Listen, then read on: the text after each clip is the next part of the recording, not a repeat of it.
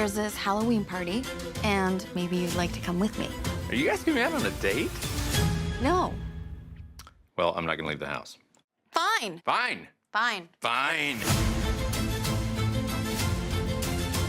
I saw you with her, but for some reason, I still love you, and I don't want you anymore.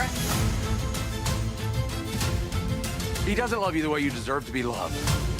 What do you know about how I deserve to be loved? Look at me. I'm looking at you. Look!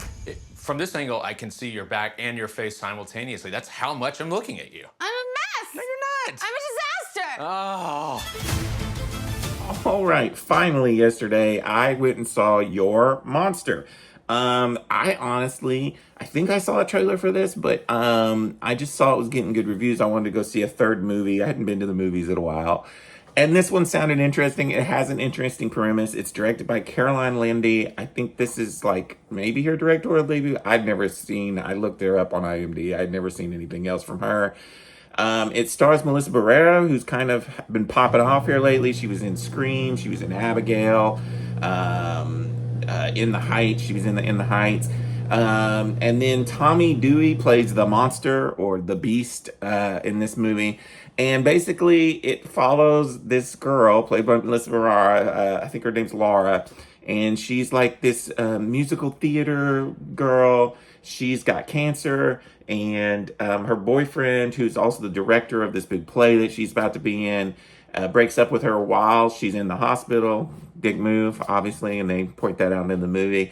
And then she's just super depressed at home, and then a monster appears. At first, there's a part in this movie where I thought, is this like Monsters, Inc., but live action?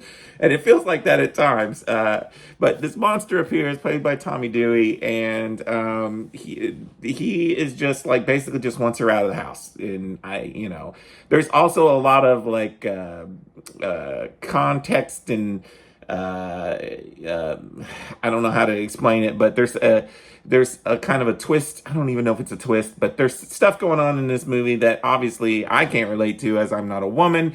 But then there's also basically, I don't want to spoil it, but anyways, there's some stuff going on.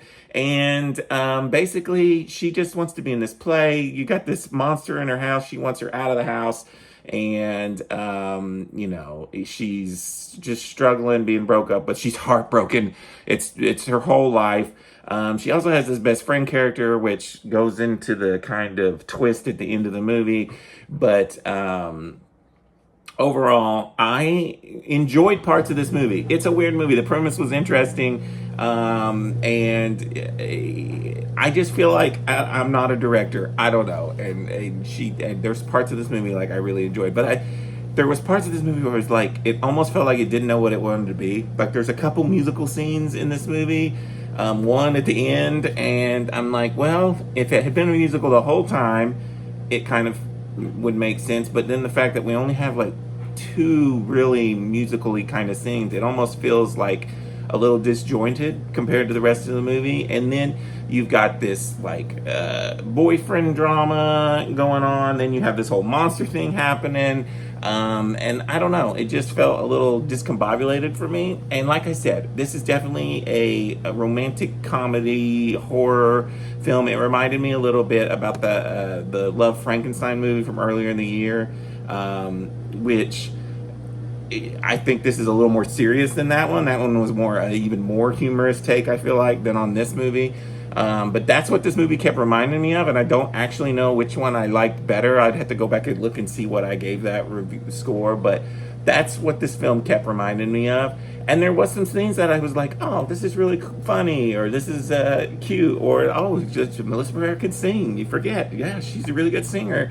But then there was times where I was like, well, what is going on? And I'm not connecting with this. And then also, I will say, this has the weirdest ending, and I did not like the ending, and I don't even know if I fully understand the ending of this movie. But I wasn't feeling the ending, which kind of threw me off for this. So that alone is probably going to lower the score for me a little bit.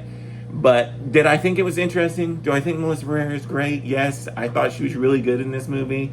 And I even like Tommy Dewey. I've never seen him in anything else, but I thought he was kind of really funny at times as the beast or the monster.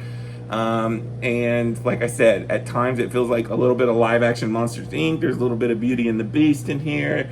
But that's not really what it's about. So I don't want to get people too excited.